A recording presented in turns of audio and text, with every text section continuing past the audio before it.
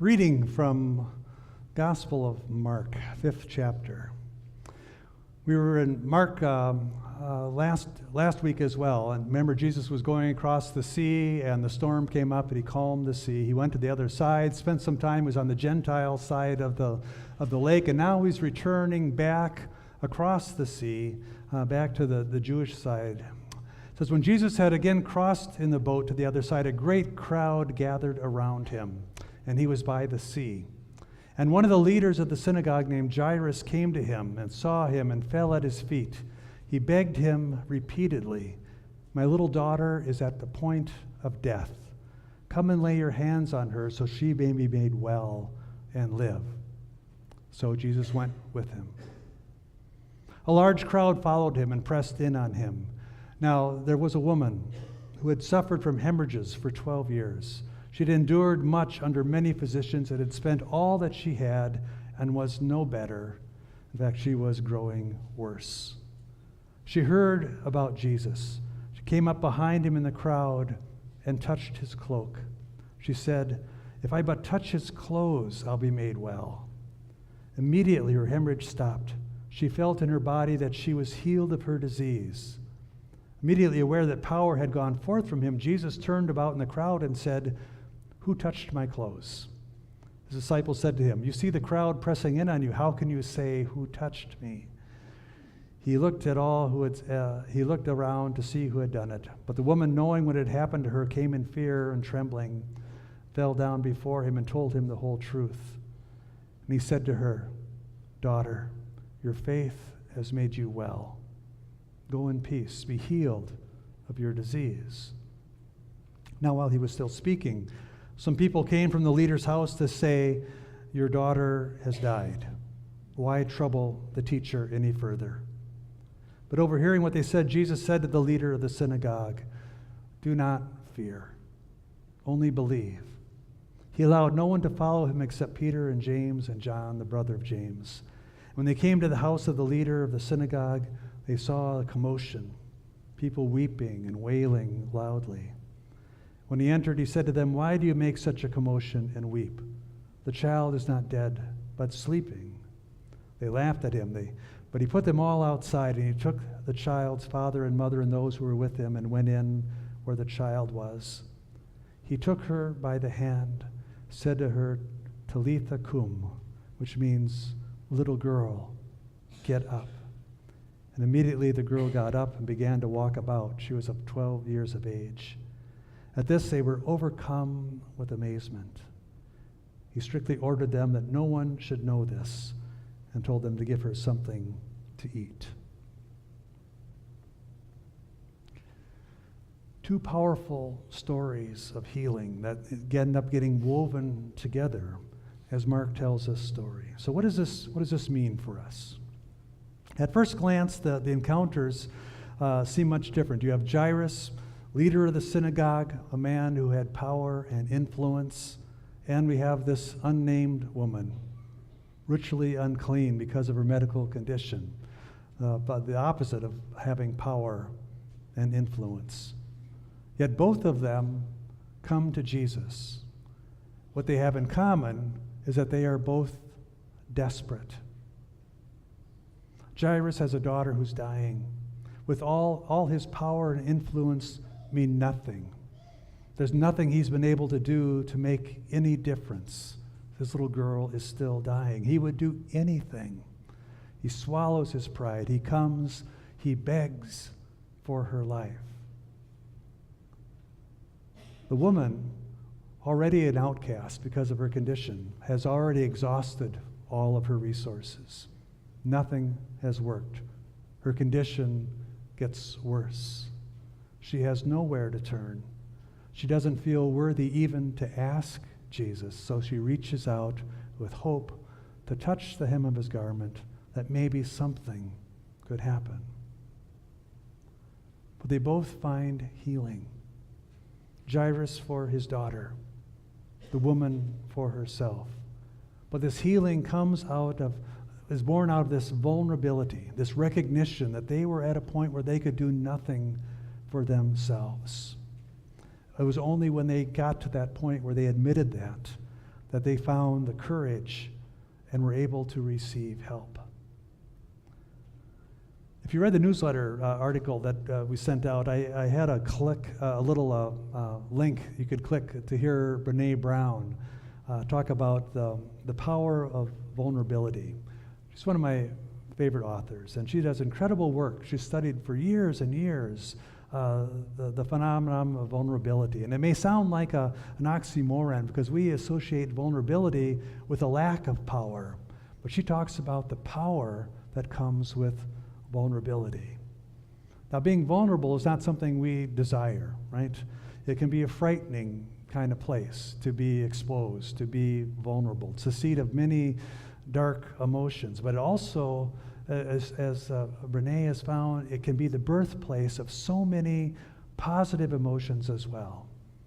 If we're going to experience love or belonging or joy or empathy, that comes from first having an experience of being vulnerable. Brene talks about, as she looks around our world, our country, a deficit of empathy that we have. I mean, how else do you explain what's happening on our southern border? It's a deficit of empathy. When you're working from a position of power and arrogance, you use fear, force to put your own self-interest above others. But when you work from a point of vulnerability, you're able to empathize with those who are suffering. Allows you then to think innovatively, creatively towards different solutions. I personally have reached a tipping point. I've simply had it with the policies of our country, what I see right now. I mean, I've had it for a while, but I've kept quiet about it. I figured any rational person could see what's going on and see this huge disconnect between the policies that our country's doing and faith. But I think what pushed me over the edge I was just watching the news, and it was different watching the news when you're not in this country, catching it. And I saw Jeff Sessions using the Bible to defend ripping families apart at the border, and I just said, I love the Bible too much. You just cannot do this. Asking for blind support. Maybe it's because I was spending in Malawi. I was spending all my time in this book of Revelation. That's what I was teaching when I was there. So I just completely immersed myself in this book to try to understand what it was all about. It was an amazing experience. I realized what John has this revelation as he talks to these 7 churches who are in crisis. His warning to them again and again was not to be co-opted by the culture around them. There was a culture of fear and hate. And John says that's not what God has called us to. And he says you can't have it both ways. You can't be a loyal citizen and take the benefits of this and not somehow say something about the evil that is going on. He says there's no neutrality. You can serve the beast or you can serve the lamb. You can't serve both of them. And that's what John was saying to the people. He says there's a clear choice has to be made. But there's not space for silence. There's not a space to do nothing. There's a guy named Dietrich Bonhoeffer, was a pastor in Germany during the rise of fascism, and wrote powerfully. He ended up being martyred because of his criticism of the government and of the church that had failed to speak out in the face of atrocities. He said, silence in the face of evil is in itself evil. Not to speak is to speak. Not to act is to act. Being out of the country for a couple weeks, looking back in at the news was disheartening for me to see how this country that I love was being portrayed. It was characterized as a place that only cares about themselves, right? Unabashedly saying America has to be first. Nothing else matters. And there's lots of people who agree with that. And it's a position people can be entitled to. It's one of the freedoms we have, that we don't all have to agree on the same thing. But we just can't confuse that with Christianity in any way. Some of you might know Michael Curry. Became famous because he did the wedding for the Royals a couple weeks ago. But he's been around for decades as a powerful prophetic voice. And what they were asking Michael about, the events happening, again on our southern border right now. And he says this. He says, if it doesn't look like love, if it doesn't look like Jesus, it can't be claimed as Christianity. We start at a place of humility, of vulnerability. We recognize that all that we have is a gift, that we can't do it on our own. And then all kinds of possibilities open up. When we were in Malawi, we met an incredible man. His name is Patso. He was our interpreter. We traveled with him and spent many hours talking, and was able to tell his story to us. And it's just an amazing story. Grew up under very difficult circumstances. Knows the vulnerability of being an orphan, of having nothing, of how do you survive that firsthand. But what he was able to do was to translate that vulnerability, that empathy for others around him, and has created something beautiful and marvelous. He created a little business. It's called Masofenya. The word Masofenya simply means vision. And his vision is for a world where there's no poverty. But he recognized for that to happen, he needs to work with women and girls. So it's called the Masofenya Women and Girls Empowerment Foundation. Just a little hole in the wall. But the realities that happens in Malawi is that poverty there falls disproportionately on women and on girls. And especially in these last couple decades, the HIV/AIDS plague has ravaged the country, changing the social structures of so many, where all of a sudden now what we have is older women and girls left to raise families with very little resources. Masofenya seeks to nurture these women, these girls, giving them skills, education they need, not just to survive, but to somehow break this cycle of poverty and dependence and to become positive change agents in their communities. And one of the keys that they would do with this was they would make these microloans to help build self-sufficiency, where they would give someone a treadle pump to be able to raise water, or a sewing machine to be able to sew clothes, or seeds to be able to plant a garden. And when those loans were repaid, then the money was taken and given to another woman in another microloan. So it started with 8 girls, now has grown to hundreds.